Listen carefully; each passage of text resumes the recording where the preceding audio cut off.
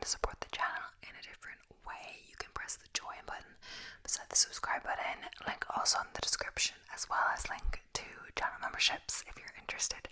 No pressure at all. So yeah, welcome back to yet another video.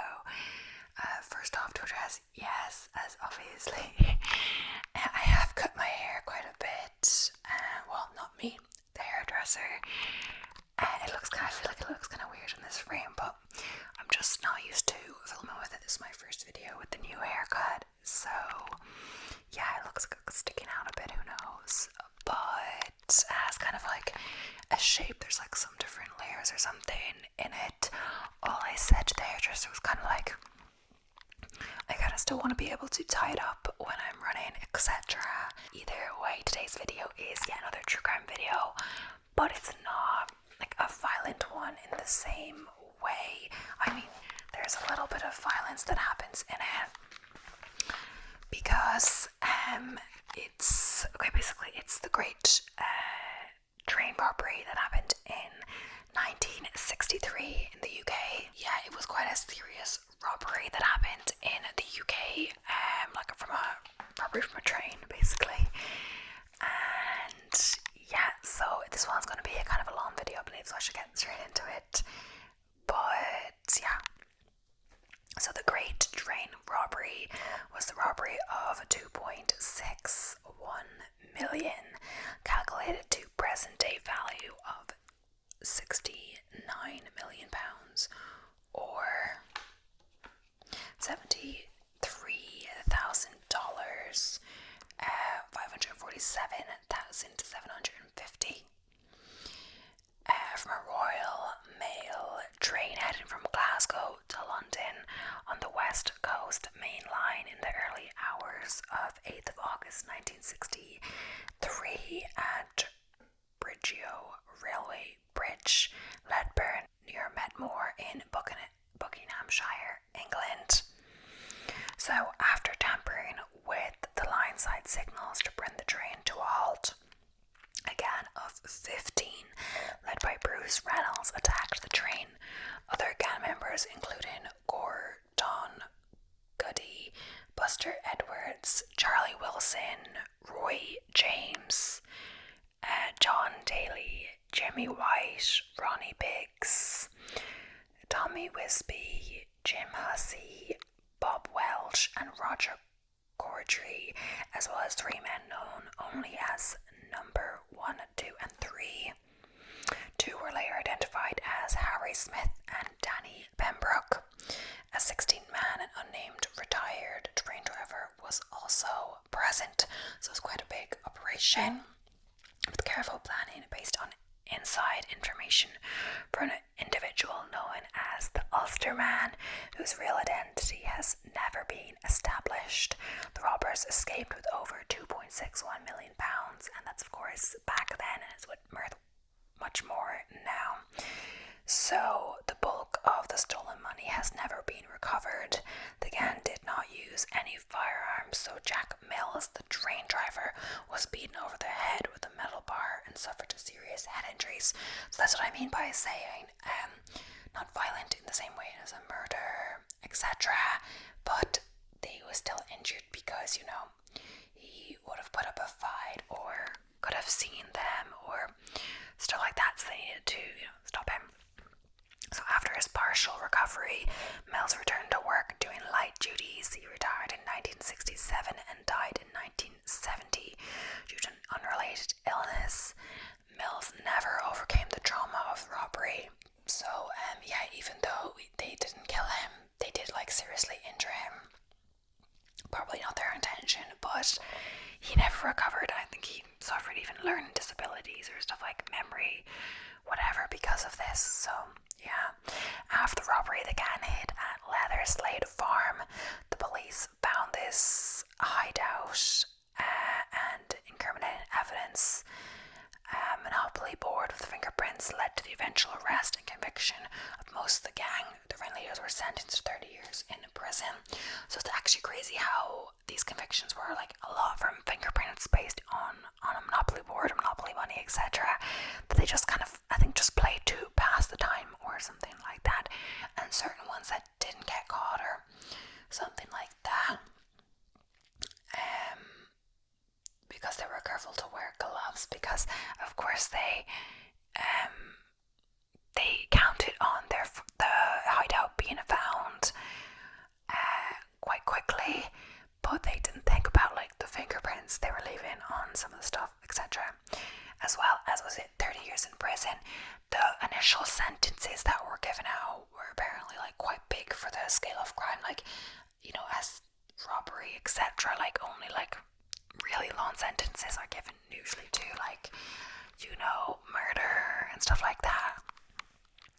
robbery. So the plan to intercept and rob the overnight Glasgow to London mail train was based on information from an unnamed senior security officer within Royal Mail who had detailed knowledge of the amounts of money carried.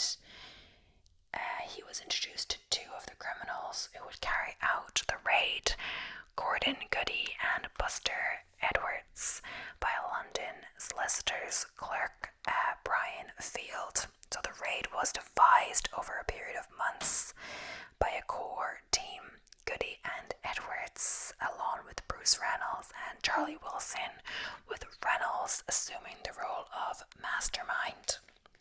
This gang, although very successful in the criminal underworld, had virtually no experience in stopping and robbing trains, so it was agreed to enlist the help of another London gang called the South Coast Riders. This group included Tommy Wisby, Bob Welsh, and Jim Hussey, who were already accomplished train robbers. So this group also included Roger Corddry, a man who was a specialist in this field and knew how to rig the track side signals to stop the train.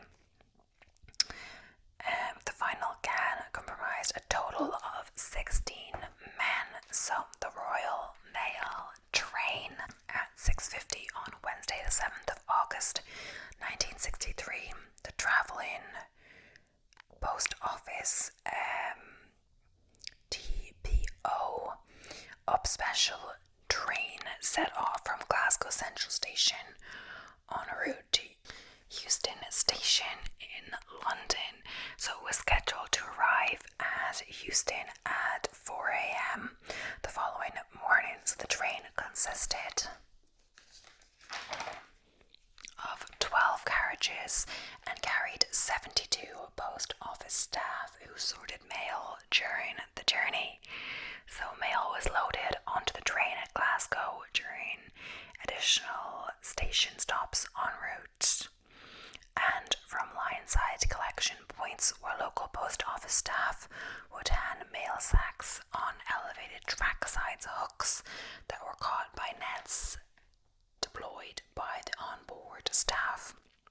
Sorted mail on the train could be dropped off at the same time, so this process of exchange allowed mail to be distributed locally without delaying the train with unnecessary stops. One of the carriages involved in the robbery is preserved at the Nen Valley Railway. So the second carriage behind the engine was known as the HVP, so High Value Packages Coach, which carried large amounts of money and registered mail for sorting.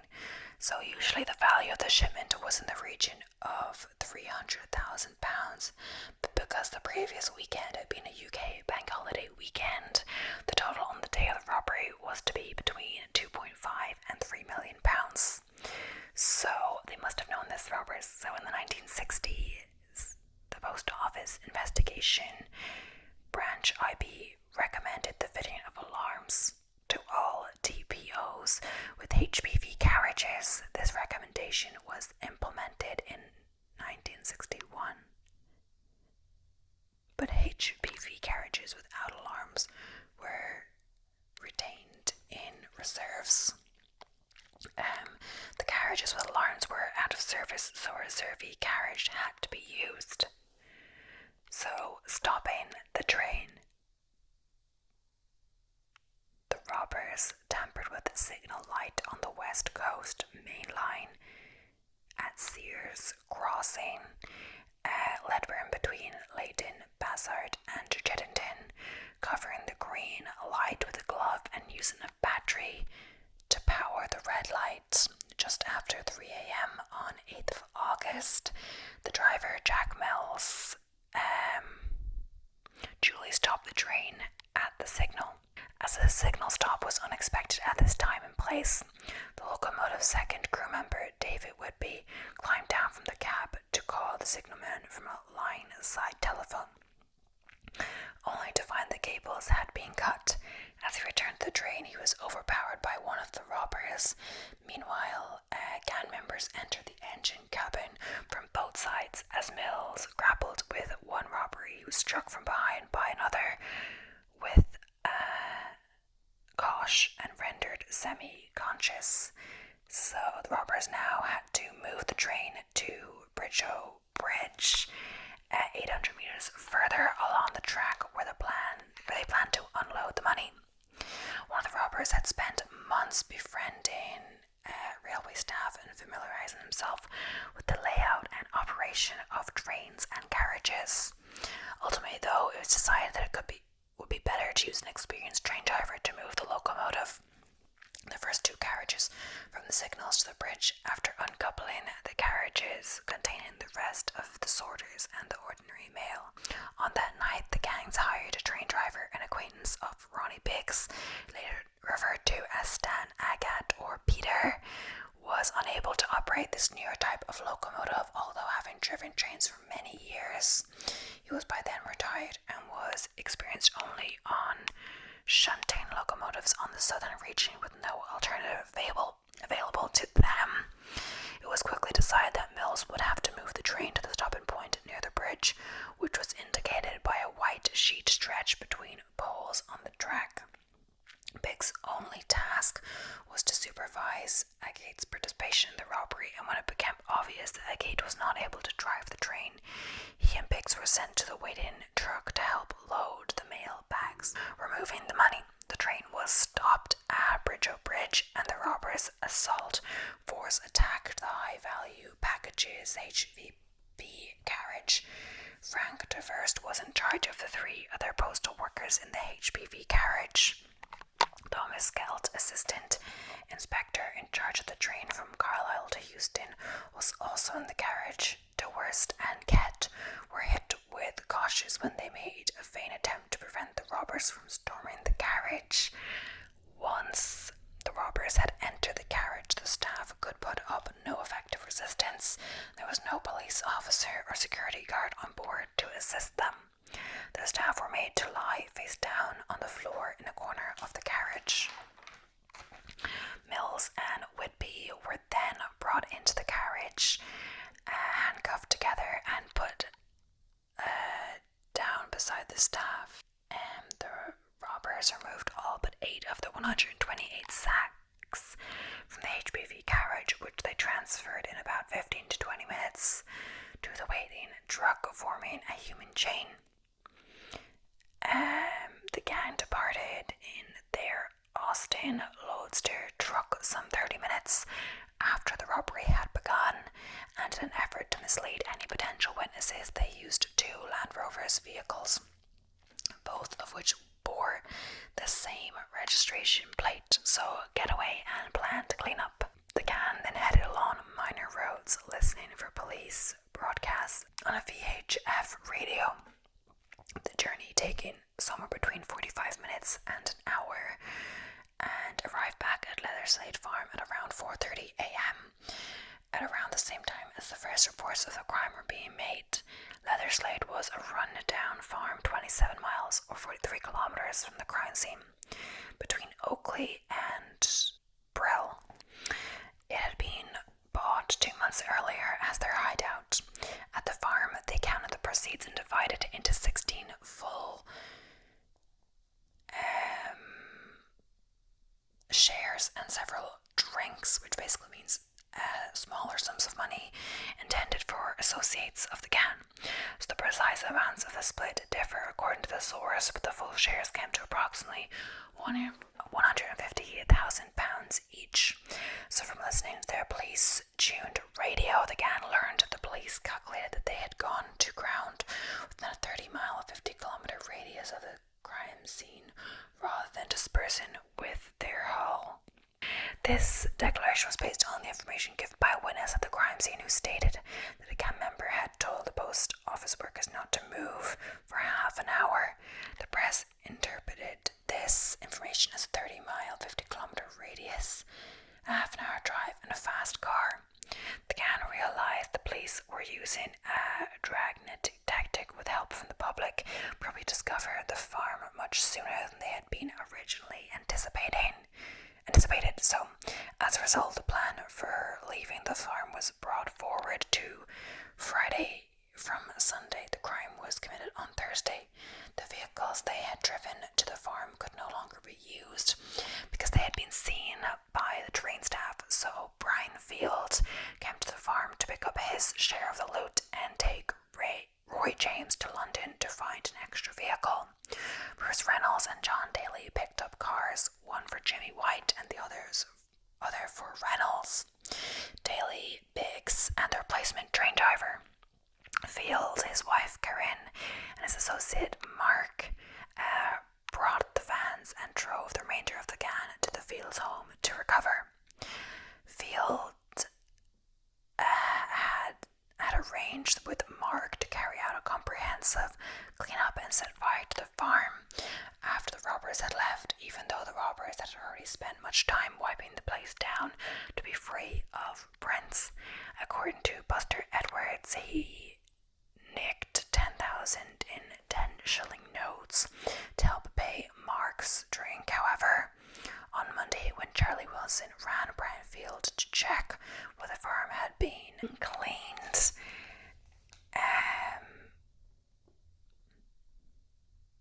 he did not believe Field's assurances, so he called a meeting with Edwards, Reynolds, Daly, and James, and they agreed that they needed to be sure. They called Fields to a meeting on Tuesday, where he was forced to admit that he had failed to torch the farm.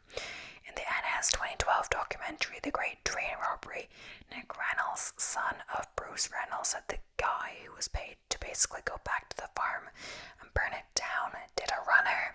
So Wilson would have killed Field there and then, but was restrained by the others. By the time they were ready to go back to the farm, they learned that police had found the hideout. This also probably what contributed to a lot of them getting caught, because their prints were found on the Monopoly board or something, and obviously they probably forgot to wipe that down, and if it was burned, it would have been destroyed. The money, so there is some uncertainty regarding the exact cash total stolen from the train. 2,631,684 is a figure quoted in the press, although police investigation states the theft as 2,595,997, 10 shillings and 0 dimes in 636 packages contained in 120 mail bags, the bulk of the haul in £1 and £5 notes, both the older white note and newer blue note, which was half its size because a 30-minute time limit had been set by Reynolds. 8 out of 128 bags were not stolen and were left behind, so raising the alarm.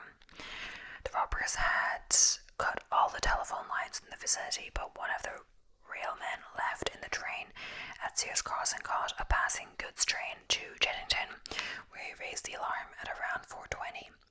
The first reports of the robbery were broadcast on the VHF radio within a few minutes, and this is where the gang heard the line, "A robbery has been committed and you'll never believe it. They've stolen the train." So Aylesbury investigation. So at 5 a.m, Chief Superintendent Malcolm Futrell, head of Buckinghamshire Police Criminal Investigation Department, CID, located at Aylesbury, arrived at the crime scene, where he supervised evidence gathering. He then went to Jeddington railway station, where the train had been taken and where statements were taken from the driver and postal workers. A member of the gang had told postal workers not to move for 30 minutes, and this suggested to the police staff that their hideout could not be more than 30 miles or 50 kilometers away. It appeared from interviews with the witnesses that about 15 hooded men dressed in blue boiler suits had been involved, but little more could be gleaned. So by lunchtime of the following day, it became obvious to Futrell that extra resources were needed to cope with the scale of the investigation, and the Buckinghamshire Chief Constable referred the case to Scotland Yard. police then undertook a major search, fanning out from the crime scene after having failed to find any forensic evidence there. A watch was put on the seaports. The Postmaster General Reginald Bevins offered a £10,000 reward to the first person given information leading to the apprehension and conviction of the persons responsible for the robbery. So, discovery of Leatherslade Farm. Following tip-off from a herdsman who used a field adjacent to Leatherslade Farm, police sergeant and constable called there on 13th of August 1963, 5 days after the robbery. The farm was deserted, but they found the truck used by the robbers, which had been hastily painted yellow, as well as the Land Rovers. They also found a large quantity of food, bedding, sleeping bags, post office sacks, registered mail packages, banknote wrappers, and a Monopoly board game. It was determined that although the farm had been cleaned for fingerprints, some finger and palm prints, presumably of robbers, had been overlooked, including those on the ketchup bottle and on the Monopoly set, which had been used after the robbery for a game, but with real money. So, London investigation. Despite the big breakthrough of the discovery of Leatherslade Farm, the investigation was not going well. The London side of the investigation then continued under Detective Chief Superintendent Tommy Butler, who replaced Millen as head of the flying squad shortly after Millen was promoted to deputy commander under George Hatherell. On Monday, 12th of August 1963, Butler was appointed to head the police investigation of the London connection and quickly formed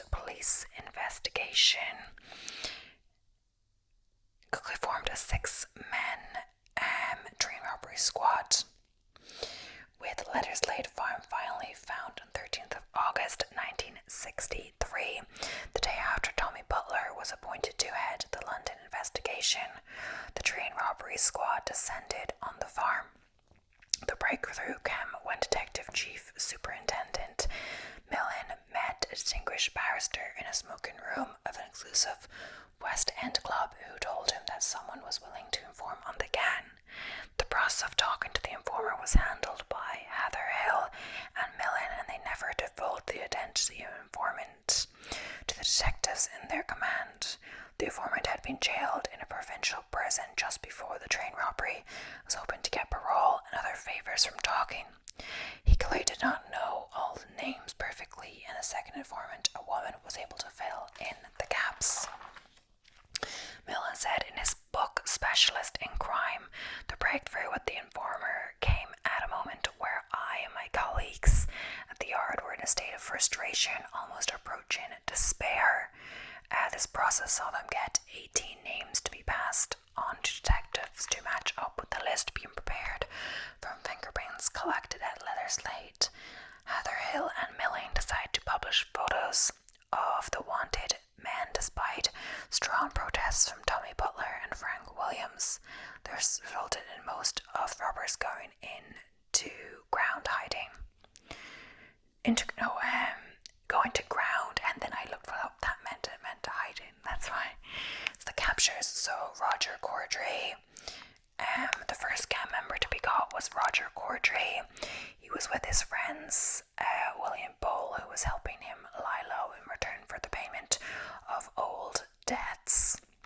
They were living in a rented, fully furnished flat above a florist shop in Wimborne Road, Moordale, Bournemouth police were tipped off by Ethel Clark when Bowl and Cordray paid her for 3 months' rent in advance on a garage in Dwelldale Road. Off Castle Lane West, Clark was the widow of a former police officer, and Bowl and Cordray made the whole payment in used 10-shilling notes. Bowl, who was not involved in the robbery, was sentenced to 24 years and died in prison in 1970. Police later acknowledged that he was a victim of a miscarriage of justice, I guess because he wasn't even involved in the robbery and he got so much time. It was, I guess, for aiding a felon or aiding a, conspiracy to cover up a crime. I'm not sure, but I don't think it would be that long in jail, especially for robbery, not like murder. Other arrests followed. 8 of the gang members and several associates were caught. The other arrests were made by Sergeant Stan Davis and probationary constable Gordon Charlie. Case on Friday, 16th of August 1963, 2 people who had decided to take a morning stroll in Darkins Woods discovered a briefcase, a hodol, and a Carol skin bag, all containing money. They called police, who also discovered another briefcase full of money in the woods. In total, a sum of £100,900 was found. They also found a camel skin bag containing a receipt from a hotel, I'm not sure, in a German town of Bad Hindelan in the Bavarian. Perhaps it was made out to Herr and Frau Field. Surrey police delivered the money and the receipt to Futrell and MacArthur in Aylesbury, who knew by then that Brian Field was a clerk at James and Weather, who had acted in the purchase of Leatherslade Farm. They quickly confirmed Drew Interpol that Brian and Karen Field had stayed at Sonnenbüchel.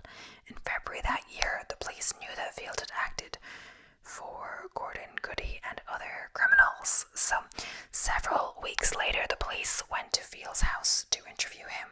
He calmly, for someone whose relatives had dumped a large part of the loot, provided a cover story that implicated Lenny Field as the purchaser of the farm and his boss, John Wheater, as the conveyancer. He admitted to visiting the farm on one occasion with Lenny Field, but said he assumed it was an investment of his brother Alexander Field, whom Brian Field had defended unsuccessfully in a recent court case. Field, not knowing the police had found a receipt, readily confirmed that he and his wife had been to Germany on a holiday and gave them the details of the place at which they stayed. On 15th of September 1963, Brian Field was arrested and his boss, John Wheater, was arrested 2 days later. Lenny Field had already been arrested on 14th of September. Jack Slipper was involved in the capture of Roy James, Ronald Biggs, Jimmy Hussey, and John Daly. The trial of the robbers at Aylesbury Assizes, Buckinghamshire, on 20th of January 1964, because it would be necessary to accommodate a large number of lawyers and journalists. The existing court was deemed too small, and so the offices of Aylesbury Rural District Council were specially converted for the event. The defendants were brought to the court each day from Aylesbury Prison, a compartmentalized van out of view of the large crowd of spectators. So, Mr. Justice Edmund Davies presided over the trial, which lasted 51 days and included 613 exhibits and 240 witnesses. The jury retired to the Grange Youth Centre in Aylesbury to consider its verdict. So, on the 11th of February 1964, there was a sensation when John Daly was found to have no case to answer. His counsel, Walter Rayburn, QC, claimed the evidence against his client was limited to his fingerprints being on the monopoly set found at Leatherslade Farm and the fact that he went underground after the robbery. Rayburn went on to say that Daly had played the Monopoly game with his brother-in-law, Bruce Reynolds, earlier in 1963, and that he had gone underground only because he was associated with people publicly sought by the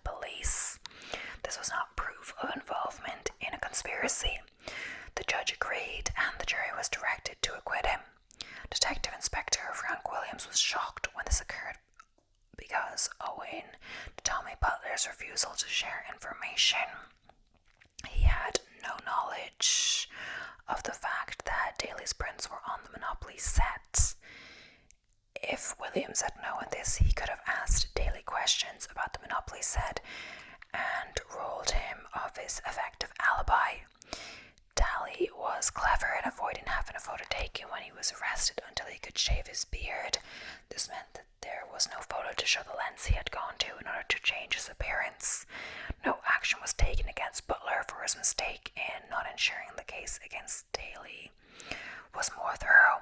On 15th of April 1964, the proceedings ended with the judge describing the robbery as a crime of sordid violence inspired by vast greed and passing sentences of 30 years imprisonment on 7 of the robbers. So the 11 men sentenced all felt aggrieved at the sentences handed down, particularly Bill Bowl, who died in prison, and Lenny Field, who were later found not guilty of the charge against them. The other men, aside from Weeder, resented what they considered to be excessive length of the sentences, which were longer than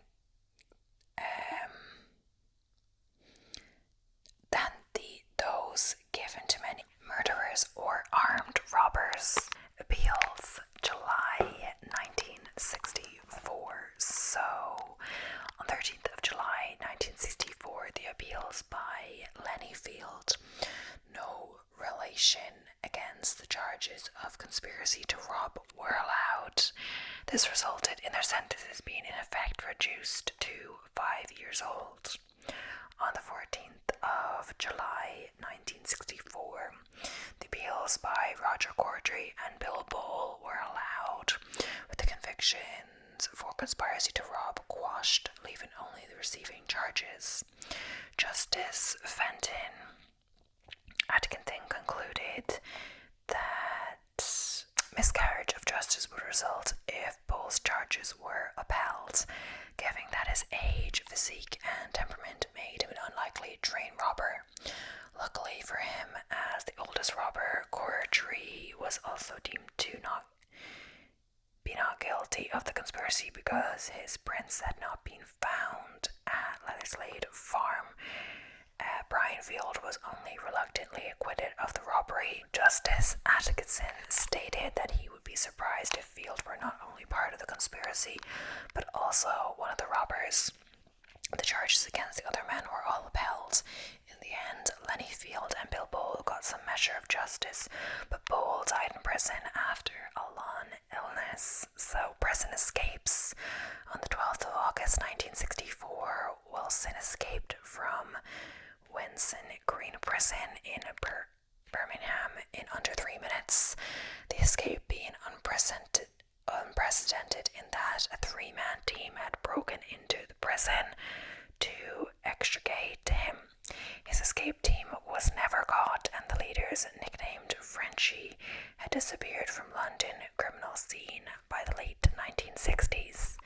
2 weeks after his escape, William was in Paris for plastic surgery.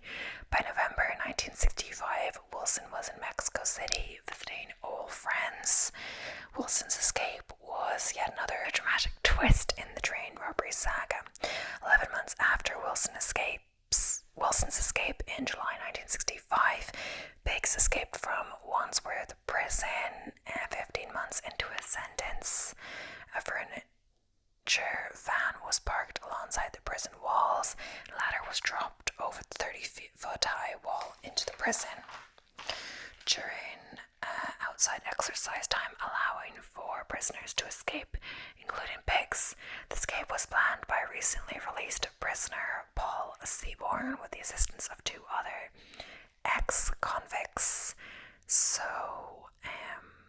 Ronnie Leslie and Ronnie Black, with support from Biggs's wife, Charmaine. I think that's how you say it. The plot saw 2 other prisoners interfere with the warders and allow Biggs and friend Eric Flower to escape. Seaborn was later caught by Butler and sentenced to 4.5 years. Ronnie Leslie received 3 years for being the getaway driver. The 2 other prisoners who took advantage of the Biggs escape were captured after 3 months. Biggs and Flower paid a significant sum of money to be smuggled to Paris for plastic surgery. Biggs said he had to escape because of the length of the sentence and what he alleged to be 70 of the severity of the prison conditions. Pursuit of fugitives. So Jimmy White, with the other robbers on the run and having fled the country, only White was at large in the UK. White was a renowned locksmith, thief, and had already been on the run for 10 years before the robbery. He was said to have a remarkable ability to be invisible, to merge with his surroundings, and become the ultimate Mr. Nobody. According to Pierre's Paul Reed in his 1978 book, The Train Robbers, he was a solitary thief, not knowing to work with either firm. He should have had a good chance of remaining undetected altogether, yet was known to be one of the train robbers almost at once, first to other criminals and then by the police. He was unfortunate in that Brian Field's relatives had dumped luggage containing 100 pounds only a mile from a site where White had bought a caravan and hidden 30,000 pounds in the paneling. In addition, a group of men purporting to be from the flying squad broke into his flat and took a briefcase containing 8,500 pounds. Throughout his 3 years on the run with his wife Cherie and his baby son Stephen, he was taken advantage of or let down by friends and associates. On the 10th of April 1996, a new friend recognized him from photos in a newspaper and informed the police. They arrested him at Littlestone while he was at home. He only had 8,000 pounds to hand back to them. The rest was long gone. He was tried in June 1966 at Leicester Assizes, and Mr. Justice Neild sentenced him to 18 years in jail, considerably less than the 30 years given to other principal offenders. So Buster Edwards fled to Mexico with his family to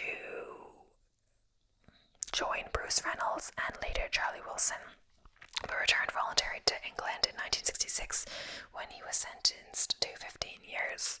Charlie Wilson took up residence outside Montreal, Quebec, Canada, on Rigaud Mountain, an upper middle class neighborhood where the large secluded properties are surrounded by trees. He lived under the name Ronald Alloway, a name borrowed from Fulham shopkeeper. His wife and 3 children soon joined him. It was only when he invited his brother-in-law over from the UK for Christmas that Scotland Yard was able to track him down and recapture him. They waited 3 months before making their move in the hope that Wilson would lead them to Reynolds, the last suspect still to be apprehended. Wilson was arrested on the 25th of January 1968 by Tommy Butler. So Bruce Reynolds, on the 6th of June 1964, Reynolds arrived in Mexico with his wife Angela and son Nick, joining him a few months later. After they evaded the obvious police surveillance, a year later in July 1965, Buster Edwards and his family arrived, although, unlike the Reynolds family, they planned to return to England at some stage and did not like Mexico. Reynolds did not want to go to Australia where Biggs was, and needing money, decided to go back to England, settling briefly in Torquay before being captured by Tommy Butler. So Ronnie Biggs fled to Paris, where he acquired new identity papers and underwent plastic surgery. In 1966, he moved to Adelaide, Australia, where he worked as a builder, and he and his wife had a 3rd son. Tipped off that Interpol was showing interest, he moved to Melbourne, working as a set constructor for Channel 9, later escaping to Rio de Janeiro, Brazil, after police had discovered his Melbourne address. Biggs could not be extradited because there was no extradition treaty between Britain and Brazil, and Sicilian sun, which afforded him legal immunity. As a result, he lived openly in Rio for many years, safe from the British authorities. In May 2001, aged 71 and having suffered 3 strokes, Biggs voluntarily returned to England, accepting he could be arrested. His stated desire was to walk into a Margate pub as an Englishman and buy a pint of bitter. Arrested on landing after detention in a short court hearing, he was sent back to prison to serve the remainder of his sentence. On the 3rd of July 2009, Biggs was denied parole by Justice Secretary Jack Straw, who considered Biggs to still be wholly unrepentant, but was released from custody on 6th of August, 2 days before his 80th birthday, on compassionate grounds. He died on the 18th of December 2013, aged 84. So the ones who got away, while there has been a lot of mystery surrounding several of the gang who were not imprisoned, in reality the police knew almost the entire gang almost instantly. But the 29th of August 1963, Commander Hatherhill had 14 names and told police that Brian Field had tried to enlist another gang to rob the train, who turned him down. So Hatherhill's list was unerringly accurate. All the major gang members who were later jailed were identified except Ronnie Biggs. So, with the exception of the minor accomplices, Lenny Field, Bill Bull, and the train driver, the list was complete. Although, of course, the Ulster man was not identified. In terms of the ones who got away, there are 4 others identified. So, Henry Smith, Danny Pembroke, a fair-haired man 25 years old, and well-spoken, not named, and a nondescript, not named, but maybe Jimmy Collins. In 2019, Pembroke's son, also Danny, confirmed that his father was present during the raid. He escaped detection as he always wore gloves, including the hideout at the farm, and went outside to the toilet outside rather than using the one inside the house. The son stated that Pembroke, whose share of the loot was £150,000, about $3 million in 2019, died in 2015, aged 79.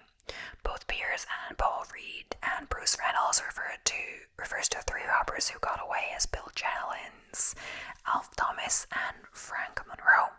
So Bill Flossie Jennings, aka Mr. Orr. So Piers Paul Reed refers to this man as Bill Jennings in the Train Robbers, while Bruce Reynolds has a nickname Flossie. Ronnie Biggs refers to him as Mr. Orr, as do other accounts. According to Bruce Reynolds, Flossie had no previous convictions, stayed well out of contact with the group. A shadowy figure, nobody knew exactly where he lived or even what his real name was. All we knew was that he was 100% and was certain to last out the hullabaloo, whatever that is.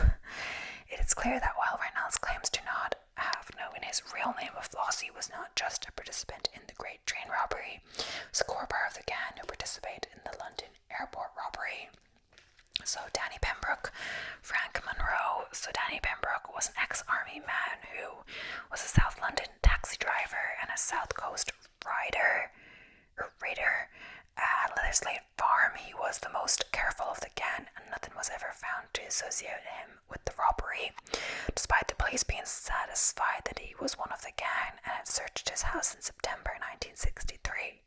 However, afraid that he would be betrayed, he did a deal with Frank Williams and paid back £47,245. Following the robbery, Pembroke left for America for a couple of years, knowing he was set up for life, and then returned to live quietly in Kent. He died aged 79 from a heart attack at home and in his sleep on 28th of February 2015. So Pembroke had 5 children, and his son Danny Jr. admitted to his involvement in a Channel 4 documentary in August 2019.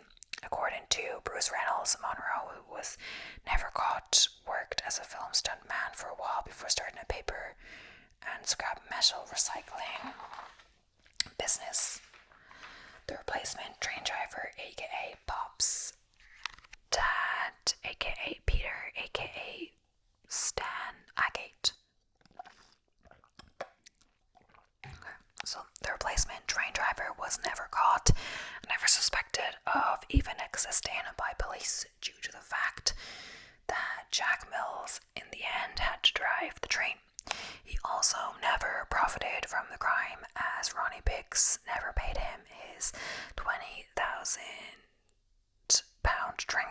The driver, of course, was not a member of the gang, as defined by receiving an equal share, just an accomplice. Piers Paul Reed called the replacement train driver Stan Agate, and Stan was apparently the true nickname of the replacement driver. Reed, concerned that the robbers may have hurt him, went to see Ronnie Biggs in Brazil to get his details, although was dismayed to find that Biggs did not know his last name and knew and cared very little about him.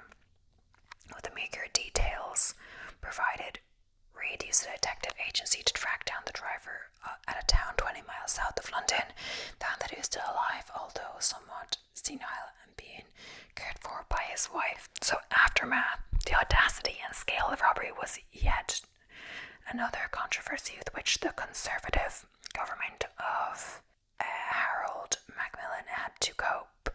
Macmillan resigned in October 1963, claiming poor health. He had been diagnosed with prostate cancer and believed he did not have long to live. The diagnosis turned out to be incorrect. After his success in securing White and Edwards, Tommy Butler got the Metropolitan Police Commissioner, Sir Joseph Simpson, to suspend his retirement on his 55th birthday so he could continue to hunt the robbers. This paid off with the arrests of first Wilson, then Reynolds. When asked by a reporter after the sentence of Reynolds whether that was the end of it, Butler replied that it was not over until Biggs was caught. In 1969, he was finally forced to accept compulsory retirement and later died in 1970, aged 57. That same day, Biggs' memoirs were published in the Sun newspaper. So, Butler's deputy, Frank Williams, was passed over to be his replacement as head of the flying squad because of his deal with Edwards, which he thought would seal his promotion, and his deal with another of the robbers who was never caught. Following this, he left the force to become head of security for the airline Qantas. So the crime scene, one of the post office carriages that was part of the remaining train not involved in the actual robbery, is preserved at the Name Valley Railway at Peterborough, Cambridgeshire, and is being restored. The actual carriage that was robbed, M30204M, was retained for 7 years following the robbery and then taken to Norfolk and burned in the presence of police and post office representatives at a scrapyard near Norwich in 1970. This was to deter collector souvenir hunters.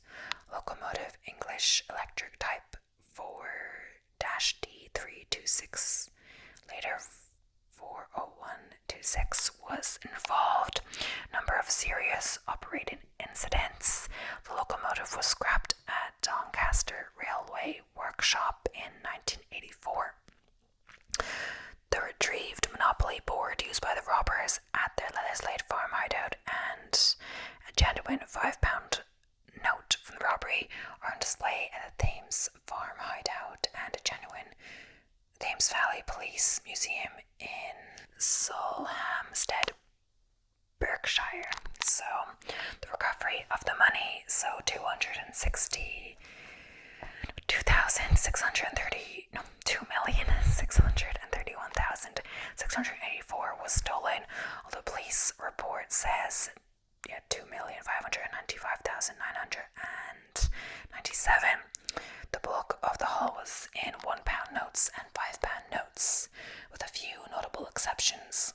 The money was quickly laundered or divided by friends, family, and associates of the robbers. Much was laundered through bookmakers. Wilson and Wisby were themselves bookmakers, although astonishingly only a few £100 were identifiable by serial numbers, so the robbers could have spent the money without fear of being traced. There were 1,579 whose serial numbers were known, and the rest of the money was completely untraceable. The £5 notes were of two different types, because in 1957 the British government had begun to replace the large white notes with the smaller blue ones. The final changeover had not been completed by the time of the robbery. The white notes quickly became far more conspicuous to use, making it harder for them to be spent. Although within 6 months of the robbery, 10 of the robbers had been locked up awaiting trial, and 3 others were wanted criminals on the run. Very little of the money had actually been recovered. This has led to speculation that there is a great deal of robbery loot still out there. In fact, the money was soon seized and spent by predatory gangsters and greedy associates, relatives, and lawyers. The proceeds of the greatest cash robbery in Britain history were quickly used up, with few robbers receiving any real long-term benefit. Less than £400,000 was eventually recovered.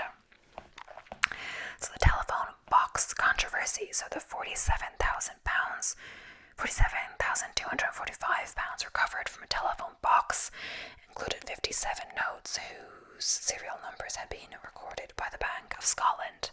The money was part of a deal struck with Frank Williams by Danny Pembroke.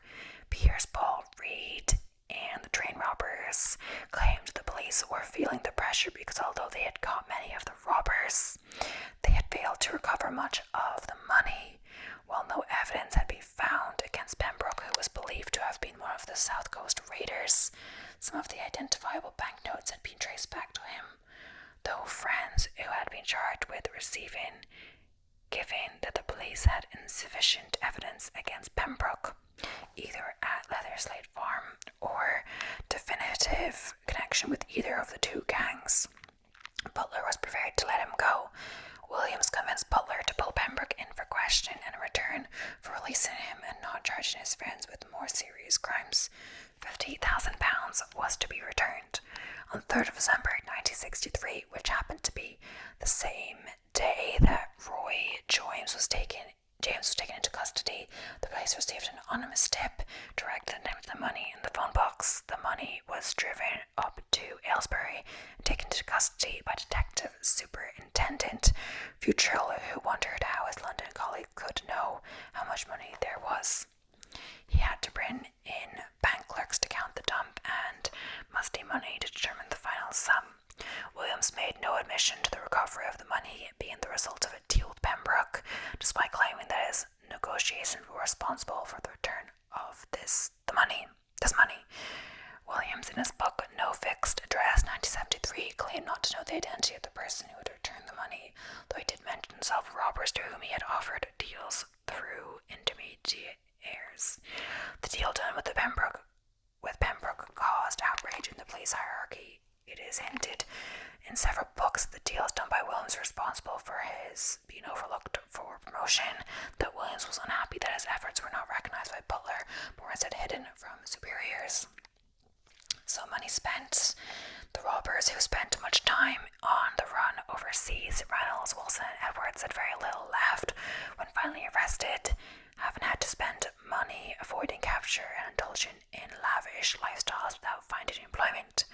Much of Jimmy White's money was taken from. According to Merrill Wisby, her father's share was hidden by his father, Tommy Wisby Sr., in the panels and the doors of his home. Butler raided them 3 times, but he never found the train money. The majority of the money was reportedly entrusted to Wisby's father and also to his younger brother, Ron, who coincidentally had to save some money of his own that was confiscated by the police and returned to Ron 3 months later. By the time Wisby was released from jail, all of his share had either been spent or invested. Marilyn agrees with Piers Paul Reed's assessment of how his father's share of approximately £150,000 was spent, although the Wisby share was one that was not taken by other criminals. Marilyn Wisby is still bitter that her relatives got to spend a fair amount of the loot while the overall sum dwindled away, however her grandfather used some of the money to buy them a house in Upper Norwood. Up to 6 of the robbers escaped punishment in one way or another. The Ulster man had 3 robbers who were never caught: John Daly, who had his charges dismissed at the trial, and Ronnie Biggs, who escaped from jail and managed to avoid being taken back to the UK. Daly had entrusted his money to another crook. This man had betrayed him to police and had absconded with the the money. He died before Daly could catch up with him. But in the release of the others in the mid-1970s, Bill Jennings got in touch with Buster Edwards, and Frank Monroe got in touch with the South Coast Raiders. Both said that they had no money left. Danny Pembroke went initially to America, and John Daly at the time was said to be living on unemployment benefits in the west of England. Ronnie Biggs quickly spent his share getting a new life. He lived his new life in Australia, although by the time his family arrived in 1966, all but £7,000 had been spent. £55,000 had been paid as a package deal to get him out of the UK. The rest had gone on legal fees and expenses. So that is the end of all my notes in today's video. Quite a long one. I skipped over some things about robbers because it was getting a bit going through everything. But yeah, crazy crime. They managed to pull this off, but a lot of them sought to get caught or escaped, and they didn't actually get to spend a lot of the money either. They had to spend it on like hiding themselves, like getting away from authorities, or as bribes or whatever to avoid getting caught, basically. So it makes you question, like, they don't really get to use all this money, and like the stress of getting caught and all of that does not seem worth it. But yeah, they spent a lot of their life in jail. The sentence were abnormally long. And I guess the police did actually, say they were a bit long for the crime, depending. But either way, thank you so much for watching. I hope you enjoyed, and I'll be seeing you in the next one. Okay, and don't forget to subscribe if you haven't already. And bye for now. Bye for now.